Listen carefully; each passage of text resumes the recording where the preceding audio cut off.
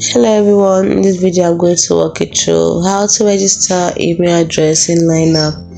First thing you do is open up your Lineup and then you tap on the guy icon in the top right corner, tap on profile, and then you can see all this, but what we're looking for is not there, so let's go back. We want to register email. Tap on account under personal information, and then you tap on email address, and then you put in your email address. Registering your email allows you to transfer your account to a new device, helps you to reset your password if you ever forget it, and helps you to log into line or other line services using your email. So you put in the email,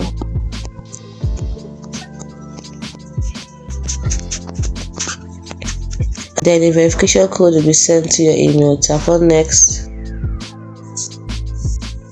So you have to enter the 4-digit verification code that's been sent to your email that you just put in.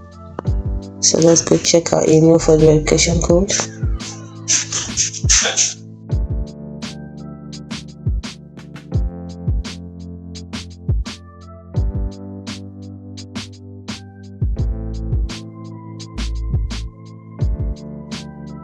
You can easily copy it